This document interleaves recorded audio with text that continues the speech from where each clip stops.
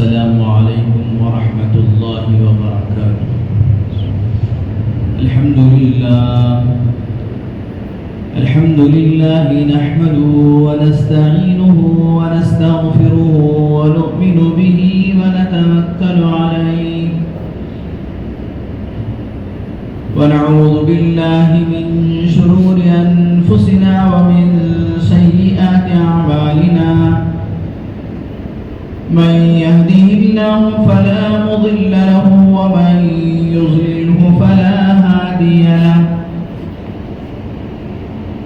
ونشهد أن لا إله إلا الله وحده لا شريك له ولا نذير له ولا مشير له ولا وزير له ولا ند له ولا زد له. ونشهد أن سيدنا وسندنا وحبيبنا وإمامنا ومولانا محمد وبارك وسلم تسليما كثيرا. أرسله الله تعالى بين يدي الساعة بشيرا ونذيرا وداعيا إلى الله بإذنه وسراجا منيرا. أما بعد فقد قال الله تبارك وتعالى في القرآن المجيد والفرقان الحميد: أعوذ بالله من الشيطان الرجيم. بسم الله الرحمن الرحيم. يا أيها الذين آمنوا اتقوا الله حق تقاته ولا تموتن إلا وأنتم مسلمون. وقال تعالى: إن الذين قالوا ربنا الله ثم استقاموا تتنزل عليهم الملائكة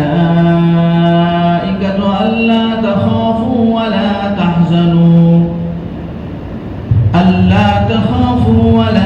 تحزنوا وأبشروا بالجنة التي كنتم توعدون. نحن أولياؤكم في الحياة الدنيا وفي الآخرة ولكم فيها ما تشتهي أنفسكم ولكم فيها ما تدعون. نزلا من غفور رحيم. صدق الله العظيم وصدق رسوله النبي الكريم ونحن على ذلك لمن الشاهدين والشاكرين. سبحانك لا علم لنا إلا ما علمتنا إنك أنت العليم الحكيم.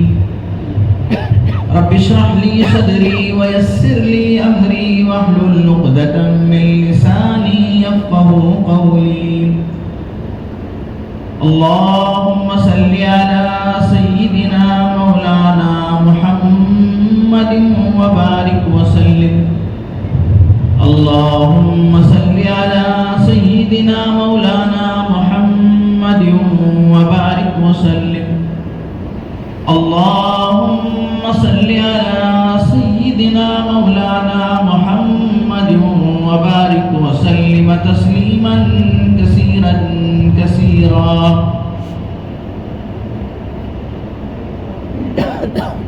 بارگاہ خداوندی میں سجدے شکر بجا لاتا ہوں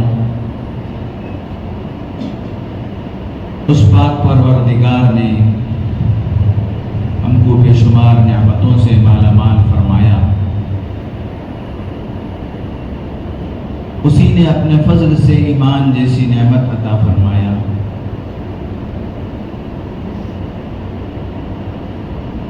اور اس کا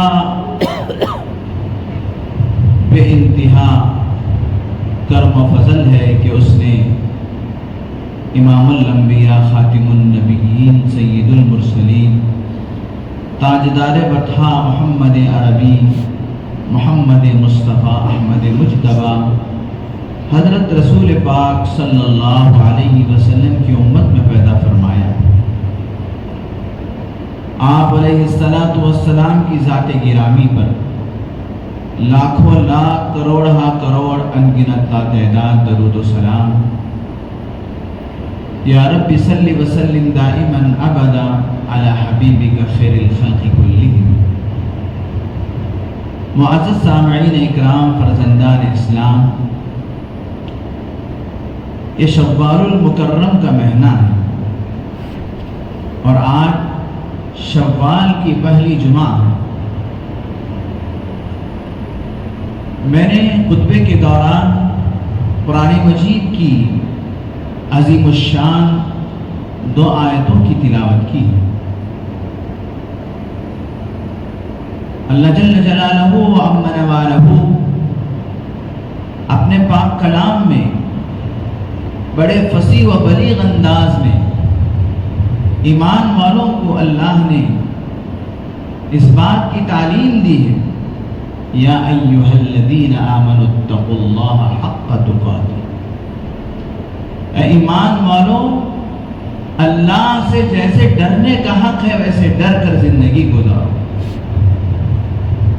تمہاری زندگی کی ہر صبح اور شام خدا کے خوف کے ساتھ گزرے،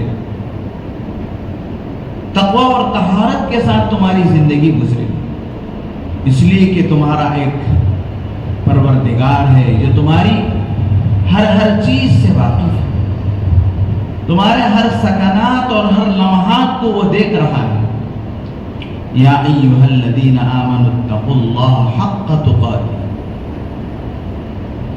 یہ اس عظیم پروردگار کا فرمان ہے جو ساری کائنات پر اس کی بادشاہت ہے۔ اللہ فرما رہے ہیں، اے ایمان والو، ڈر یہی نہیں ہے کہ ایک مہینہ تم نے ڈر کر مجھے عبادت کر لی اور اس کے بعد چھوڑ دی، خلوتوں میں تم نے مجھے یاد کر لیا اور جلوت میں تم مجھے بھول گئے، مجمع میں تو تم نے مجھے یاد رکھا، تنہائیوں میں تم گناہوں کے گل کھلائے۔ میں تمہاری ہر رگ و ریشے سے واقف ہوں، تمہارے ہر چیز کو میں جانتا ہوں۔ یا ایھا الذین آمنوا اتقوا اللہ، اے ایمان والو، اللہ سے ڈرو، حق تقاتہ، جیسے کہ اس سے ڈرنے کا حق ہے۔ پھر اللہ نے آگے فرمایا، وَلَا تَمُوتُنَّ إِلَّا وَأَنْتُمْ مُسْلِمُونَ، تم ہرگز مت مرو مگر اس حالت میں کہ تم فرمانبردار ہو کر میرے پاس آؤ۔ اگر تم دنیا میں نافرمانی کر کے، تم دنیا میں مجھے ناراض کر کے آؤ گے تو مجھے پورا اختیار ہے تم کو اس ناراضگی کی پوری سزا میں دوں۔ یا ایھا الذین آمنوا اتقوا اللہ حق تقاتہ ولا تموتن الا وانتم مسلمون۔ پیارے دوستو، ایک سپاہی کو ٹریننگ کیمپ کے اندر، ایک سپاہی کو، ایک فوجی کو ٹریننگ کیمپ کے اندر اسے ٹریننگ دی جاتی ہے، اسے سخت دھوپ میں ورزش کرایا جاتا ہے اور اسے مشکل مرحلات سے گزارا جاتا ہے اور اسے کبھی پیاسا رکھا جاتا ہے اور کبھی اسے بھوکا رکھ کر ٹریننگ دی جاتی ہے۔ اس کا مطلب نہیں ہے کہ اس کی یہ ٹریننگ اس ٹریننگ سینٹر تک محدود رہے گی، اس کی یہ ٹریننگ اس کے ٹریننگ سینٹر تک محدود نہیں رہے گی، بلکہ اسے یہ ٹریننگ اس لیے دی جاتی ہے کہ وہ جب دشمن کے مقابلے میں جائیں تو وہ اپنی ہار نہ مانے، دشمن کے سامنے وہ مقابلہ کر کے اس سے جیت کر وہ دشمن کو ہرا کر آئے۔ میرے دوستو، بعینہ اسی طریقے سے اللہ تبارک و تعالیٰ نے رمضان کے مہینے میں اپنے بندوں کو ٹریننگ دیتا ہے کہ اے میرے بندو، بھوکا پیاسا رکھنا تمہیں ہمارا مطلب نہیں ہے، بلکہ اللہ تبارک و تعالیٰ رمضان کے مہینے میں ٹریننگ کراتے ہیں کہ تم کو جب رمضان کے باہر تم جائیں گے تو وہاں پر نفس و شیطان رہے گا، اس سے تم کو مقابلہ کرنا ہوگا۔ آج ہم آپ کو حلال چیز چھوڑنے کو کہا گیا تو تم نے حلال کھانا چھوڑ دیا، حلال پینا چھوڑ دیا، اور حلال جائز نفسانی خواہشات کو تم نے چھوڑ دیا۔ اس کا یہ مطلب نہیں کہ تم رمضان کے اندر ٹریننگ کر کے باقی دنوں میں تم شیطان جو تمہارا اصلی دشمن ہے اس کے سامنے ہتھیار ڈال دو۔ یہ مطلب نہیں کہ تم رمضان کے بعد اپنی نفسانی خواہشات پر چل لو۔ اس کا یہ مطلب نہیں کہ رمضان کے بعد تم جیسے چاہے زندگی گزار لو۔ اللہ تبارک و تعالیٰ جیسے ایک فوجی کو، ایک سپاہی کو ٹریننگ سینٹر کے اندر اسے ٹریننگ دی جاتی ہے تاکہ وہ باہر جا کر مقابلہ کر سکے، جیت سکے اور دشمن کو ہرا سکے، اسی طریقے سے رمضان المبارک کے اندر اللہ تبارک و تعالیٰ بندہ مومن کو حق بات کی ٹریننگ دیتے ہیں، اور اللہ تبارک و تعالیٰ اس سے ڈرنے کا اسے اللہ تبارک و تعالیٰ سبق سکھاتے ہیں کہ مجھ سے کیسا ڈرا جائے، میرا خوف تمہارے دل کے اندر کیسے ہو، میرا ڈر تمہارے اندر کیسے ہو، اور جب تم نے ہمارے کہنے پر حلال چھوڑ دیا تو باہر کی زندگی کے اندر ہم نے جو چیزیں حرام کیے ہوئے ہیں ان حرام چیزوں کو تو اپنی زندگی سے چھوڑ دو۔ نفس و شیطان تمہیں بہکائے گا، نفس و شیطان تمہیں ورغلائے گا، نفس اور شیطان تمہیں برائی کی طرف آمادہ کرے گا، تو لہذا تم شیطان سے مقابلہ کرتے ہوئے کبھی اپنے ہتھیار کو نہیں ڈالنا، شیطان کے بعد سمجھوتے میں نہیں آنا۔ شیطان کی بات کو تم مان کر جائیں گے تو پھر تم ہار جاؤ گے اور وہ جیت جائے گا۔ اللہ تبارک و تعالیٰ نے اس کی ٹریننگ ہم کو رمضان کے مہینے میں عطا فرمایا، تو لہذا استقامت یعنی دین پر جمے رہنا یہ سب سے بڑی نعمت ہے۔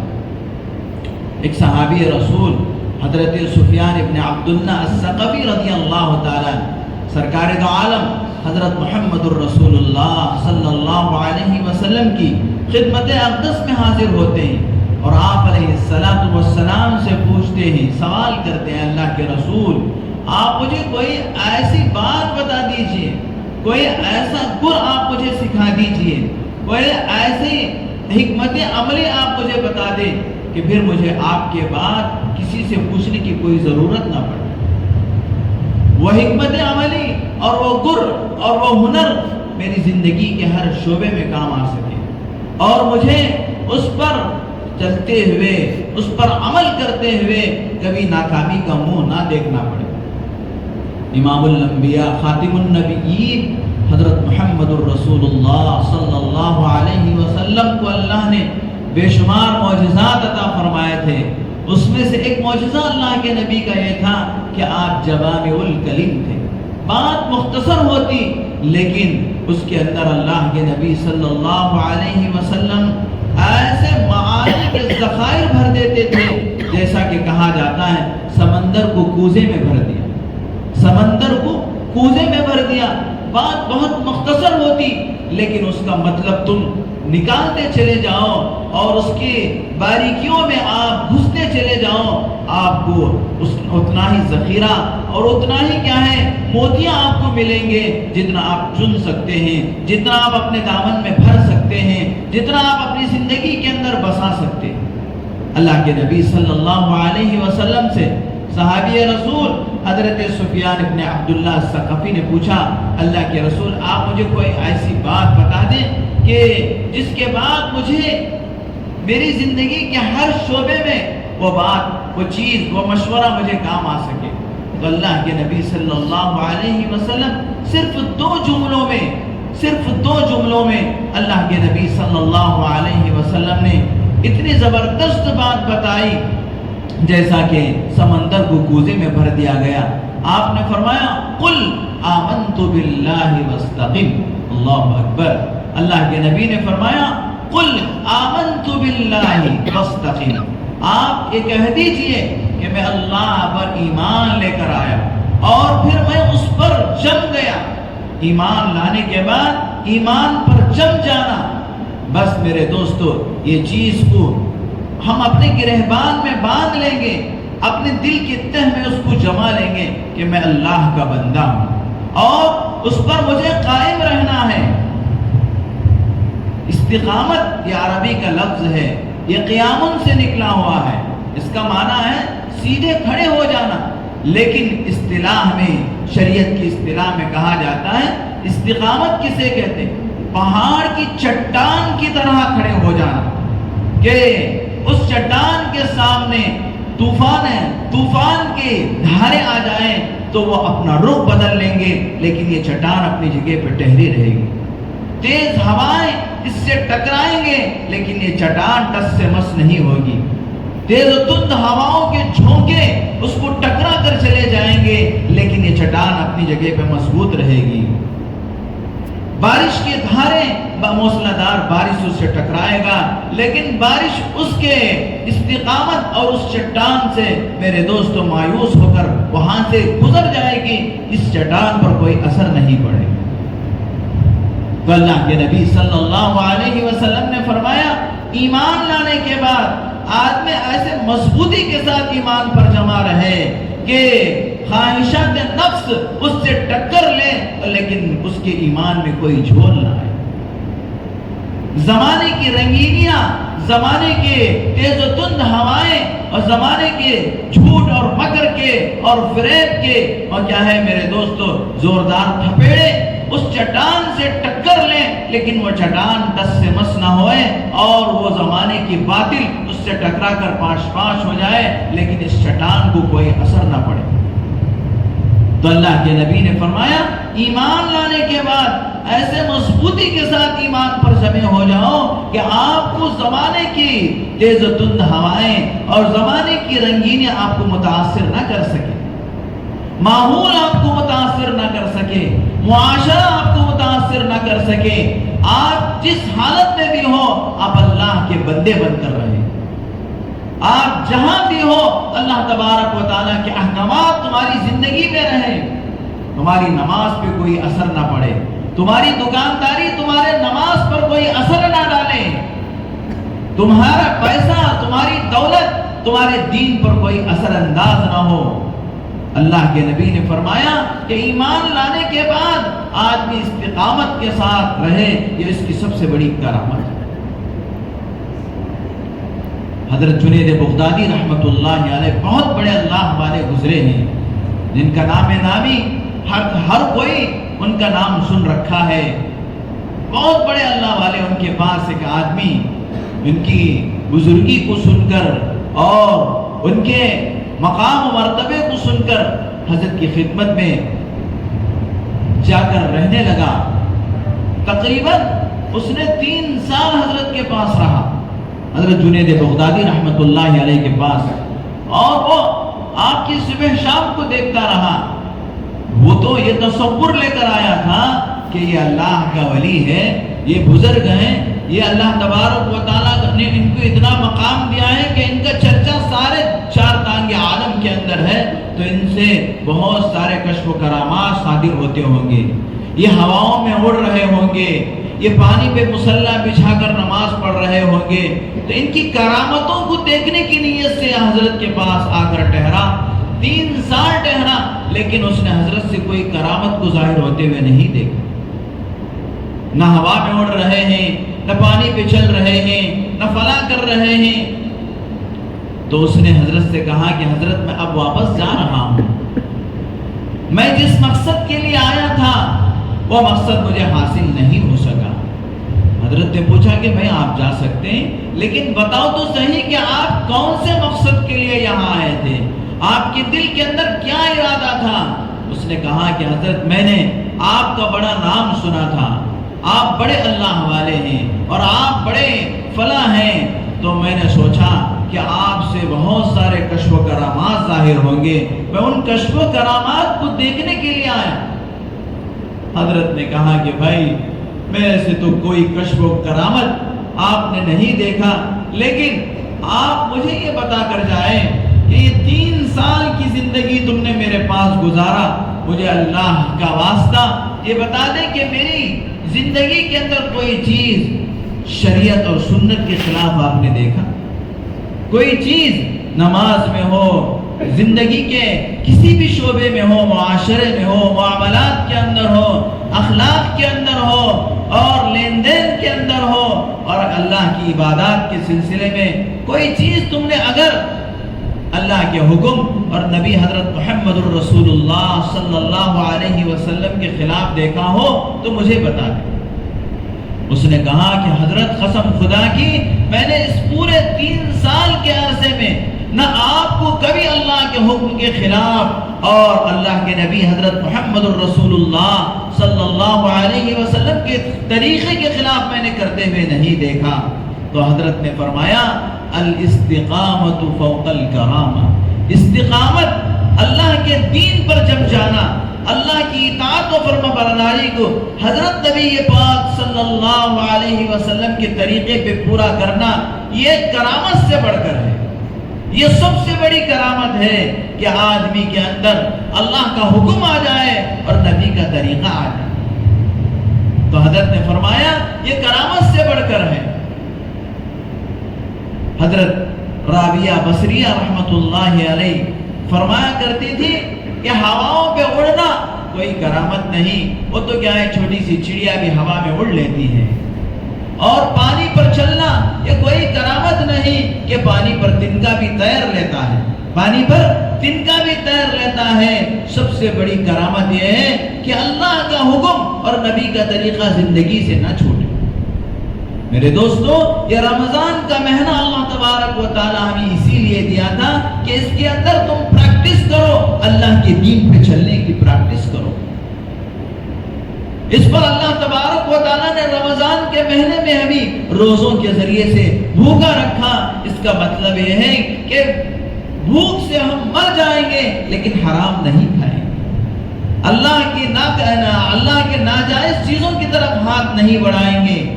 اللہ تبارک و تعالیٰ نے عبادت رات کے قیام کے ذریعے سے بتایا کہ میرے بندو، اللہ کے حکم کے سامنے ساری چیزوں کو چھوڑ کر تم کو اللہ کی عبادت کی طرف لپکنا ہوگا اگر اللہ کی تم رضا چاہتے ہو۔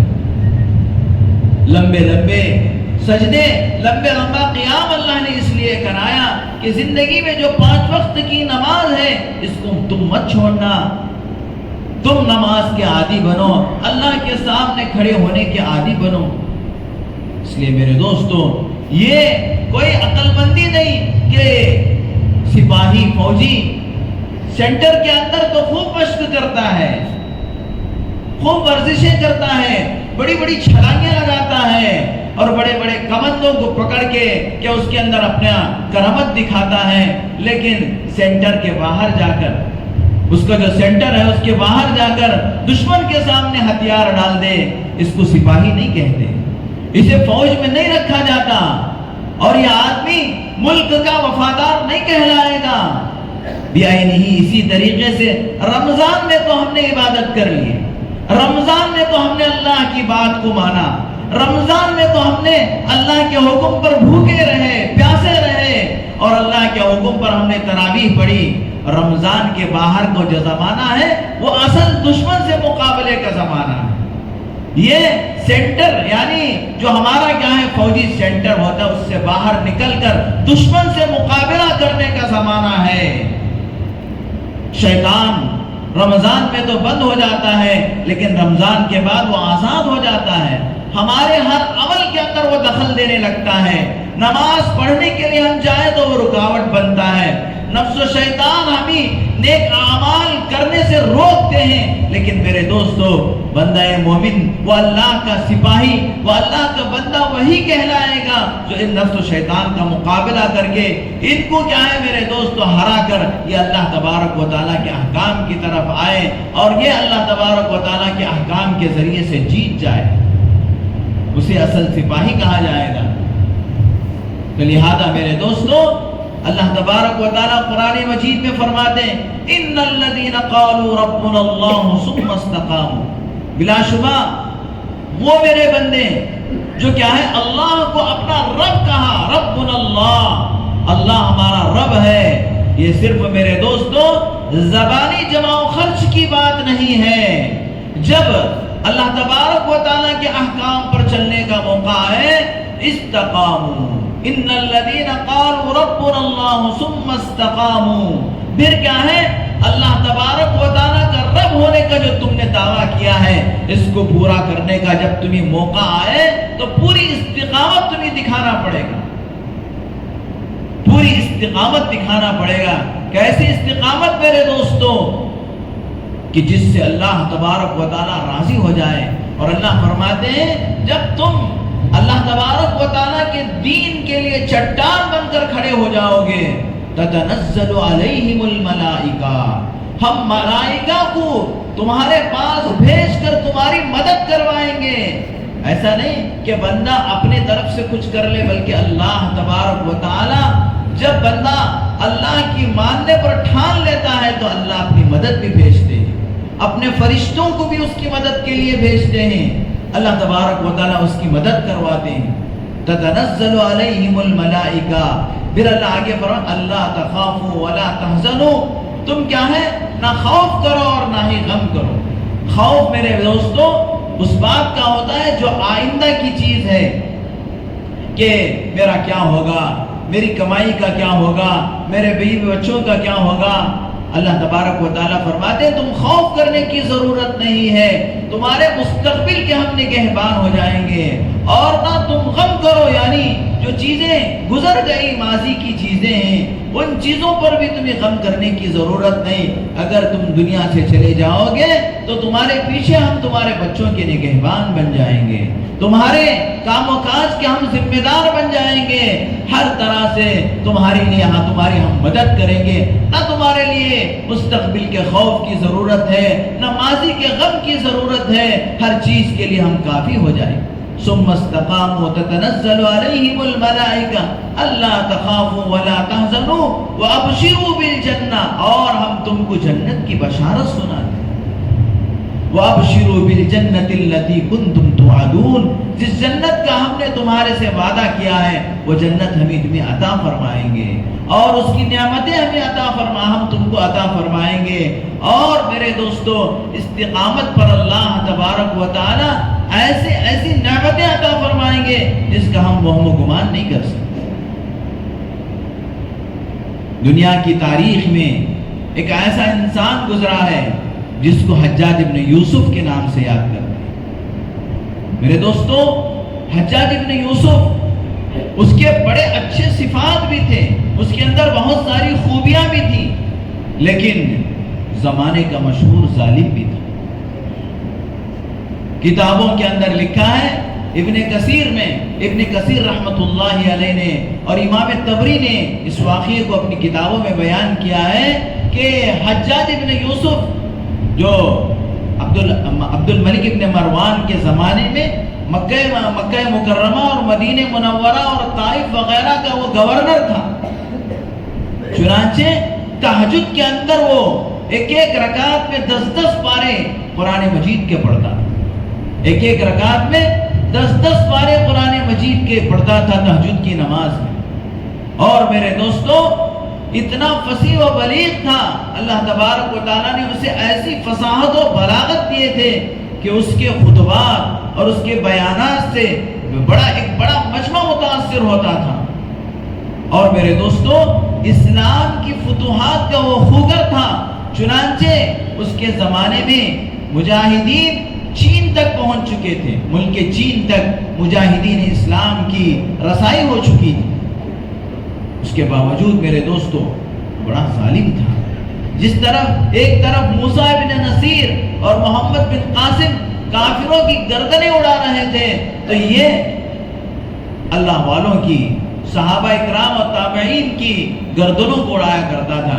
1,20,000 اللہ کے بندوں کو اس نے قتل کیا. حضرت سعید ابن جبیر ایک مشہور تابعی ہے، انہوں نے کہا حجاج ابن یوسف ظالم ہے، تو اس نے حضرت سعید ابن جبیر کو اپنے دربار میں بلایا اور بلا کر پوچھا کہ کیا تم نے مجھے ظالم کہا؟ انہوں نے کہا استقامت دیکھیے، استقامت پر میں یہ واقعہ بیان کر رہا ہوں کہ سعید ابن جبیر نے کہا ہاں میں نے تم کو ظالم کہا ہے، تم اللہ کے بندوں پر ظلم کرتے ہو۔ حجاج ابن یوسف نے کہا کہ ان کو میرے دربار سے لے جا کر ان کی گردن اڑا دو۔ چنانچہ جب ان کو دربار سے باہر لایا گیا تو یہ مسکرانے لگے، حضرت سعید ابن جبیر مسکرانے لگے۔ حجاج کو غصہ آ گیا، اس نے دوبارہ بلایا اور کہا تم کیوں مسکرا رہے ہو؟ تو حضرت سعید ابن جبیر نے کہا تیری بے وقوفی پر میں مسکرا رہا ہوں، اللہ نے جو تجھے ڈھیل دے رکھا ہے اس کو تو اپنی کیا ہے اپنا ہنر سمجھ رہا ہے، اپنا اس ڈھیل کے اندر تو اکڑ رہا ہے، جس کی وجہ سے میں تیری اس بے وقوفی پر مسکرا رہا ہوں۔ مجھے ہنسی آ رہی ہے کہ اللہ تبارک و تعالیٰ کی ڈھیل کو تو اس ڈھیل کو بجائے اللہ تبارک و تعالیٰ کے احکام پر چلنے کے، معافی مانگنے کے، توبہ کرنے کے تو اکڑ رہا ہے، اس پر مجھے ہنسی آ رہا ہے۔ تو حجاج ابن یوسف نے کہا کہ ان کو اسی مجمع کے سامنے، اسی دربار میں ان کو ذبح کر دیا جائے۔ حجاج ابن یوسف نے ان کو پورے دربار کے اندر ذبح کرنے کا حکم دیا۔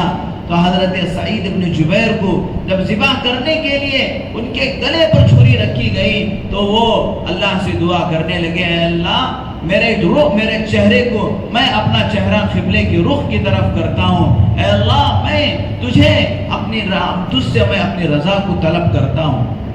تو اس نے اور میں یہ دعا کرتا ہوں کہ میرا قتل، یہ حجاج ابن یوسف کا آخری قتل ہوئے، اس کے بعد وہ کسی مظلوم کے اوپر ظلم نہ کرے اور کسی بے گناہ کو قتل نہ کرے۔ میرے اس قتل کے عوض میں، میرے اس قربانی کے عوض میں حجاج ابن یوسف کا یہ آخری قتل ہوئے۔ چنانچہ حجاج ابن یوسف نے کہا کہ ان کے چہرے کو قبلے سے پھیر دیا جائے۔ تو حضرت سعید ابن جبیر نے کہا، اے اللہ جدھر بھی پھیرا جائے تو ہر جگہ موجود ہے، جدھر بھی پھیرا جائے تو ہر جگہ موجود ہے۔ اس کے بعد حضرت سعید ابن جبیر کو ذبح کر دیا گیا۔ ان سے اتنا خون نکلا، اتنا خون نکلا، تو وہاں پر ایک سمجھدار عقل مند آدمی تھا، اس نے کہا کہ اتنا خون اسی مردے کا نکل سکتا ہے، اسی آدمی کے ذبح کرنے کا نکل سکتا ہے جس نے خوشی خوشی اپنی جان دے دی ہو۔ حضرت سعید ابن جبیر کو اپنے اس قتل پر پورا اطمینان تھا، اپنے اس کیا ہے ذبح ہونے پر ان کو پوری خوشی تھی کہ وہ اللہ کے رضا کے واسطے پورے استقامت کے ساتھ ظالم کے سامنے حق بات کہنا یہ سب سے بڑا جہاد ہے۔ کلمۃ حق عند سلطان الجائر، اللہ کے نبی صلی اللہ علیہ وسلم نے فرمایا سب سے بڑا جہاد یہ ہے کہ ظالم کے سامنے حق بات کو کہنے سے مکر نہ جائے بلکہ وہ ڈٹا رہے۔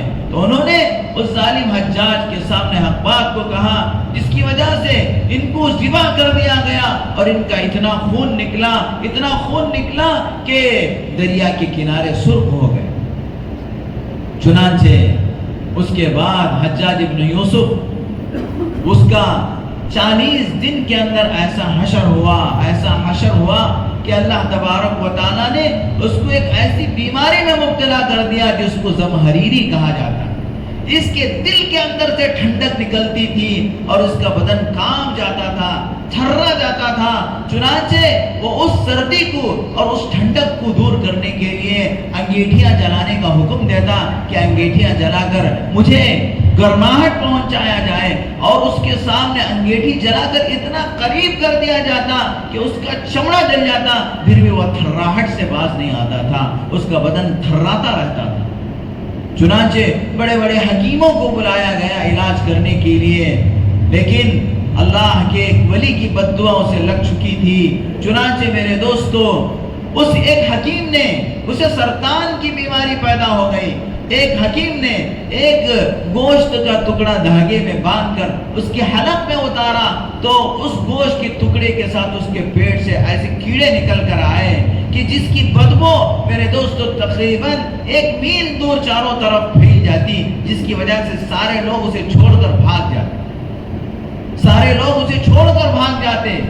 یہاں تک کہ میرے دوستو اس کے قریبی رشتہ دار بھی اس کے پاس نہیں آتے۔ چنانچہ 40 دن نہیں گزرے تھے، اس کا موت کا وقت آیا تو اس نے اپنے قریبی رشتہ داروں کو بلایا، لوگ نہ چاہتے ہوئے بھی اس کے پاس آئے۔ اس نے کہا کہ میرے مرنے کے بعد مجھے رات میں دفن کر دیا جائے اور صبح ہونے سے پہلے میری قبر کو ایسے مٹا دیا جائے کہ کسی کو پتہ نہ چلے، ورنہ قبر کے اندر میں پہنچ جاؤں گا اور لوگ مجھے کوستے رہیں گے، میری قبر پر آ کر لوگ بددعائیں کرتے رہیں گے، اس لیے لوگوں کو میری قبر کا بھی پتہ نہ چلے۔ میرے دوستو، حضرت سعید ابن جبیر نے جو استقامت کا مظاہرہ کیا، یہ استقامت اسے کہتے ہیں پہاڑ کی چٹان بن جانا۔ چاہے ہمارے سامنے اللہ کے حکم کے خلاف کتنا بھی کوئی بھی اگر ورغلائے تو ہم ان چیزوں سے کیا ہے میرے دوستو اس سے متاثر نہیں ہونا ہے۔ اللہ کی عبادت میں انہماک ہو، اللہ کی فرما برداری میں انہماک ہو۔ اللہ تبارک و تعالیٰ نے اس چھوٹی سی آیت کے اندر ہماری زندگی کے نچوڑ کو اللہ نے سمجھا دیا۔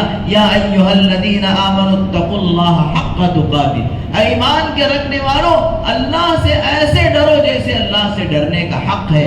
وہی تمہارا پروردگار ہے، وہی تمہارا نگہبان ہے، وہی تمہارا نگران ہے، وہ تمہاری ہر ادا سے واقف ہے۔ تم رمضان کے اندر جو عبادت کیے یہ تمہاری ٹریننگ تھی۔ رمضان کے بعد تمہارے ساتھ تمہارا شیطان سے مقابلہ ہے، نفس سے مقابلہ ہے، معاشرے سے مقابلہ ہے، دکانداری سے مقابلہ ہے کہ تم دکانداری کو ترجیح دو گے یا اللہ کے حکم کو ترجیح دو گے۔ نماز کا وقت ہو جائے گا، تم نماز کو آؤ گے یا تم اپنے بزنس کے اندر منہمک رہ کر اللہ کو ناراض کرو گے۔ میرے دوستو، رمضان میں اللہ نے ٹریننگ دے کر ہمیں غیر رمضان کے اندر آزاد کر دیا، اور اللہ تبارک و تعالیٰ دیکھنا چاہتے ہیں کہ میرا بندہ میری کیسی عبادت کرتا ہے، میرے احکام کے سامنے جم جاتا ہے یا نہیں، وہ استقامت کو اپناتا ہے یا نہیں۔ اس لیے میرے دوستو، رمضان کے اندر صرف عبادت کر لینا اور غیر رمضان کے اندر اللہ کی عبادت سے مکھر جانا یہ کوئی دانش مندی اور ہوشیاری نہیں ہے۔ اللہ کے بندو، اللہ سے ہمیشہ ہمیں ڈرنا ہے، اور جیسے اللہ سے ڈرنے کا حق ہے اس کو ادا کرنا ہے۔ اللہ تعالیٰ فرماتے وَلَا تَمُوتُنَّ إِلَّا وَأَنْتُمْ مُسْلِمُونَ، تم اسی کیفیت کے ساتھ، اسی ڈر اور خوف والی کیفیت کے ساتھ تمہیں موت آئے، فرما برداری کی حالت میں تمہیں موت آئے، اللہ کے مطیع و فرما بردار بن کر ہم کو دنیا سے جانا ہے۔ اللہ تعالیٰ سے دعا ہے کہ اللہ تبارک و تعالیٰ ہم تمام کو اللہ کے مطیع و فرما بردار بندے بن کر زندگی گزارنے کی توفیق عطا فرمائے۔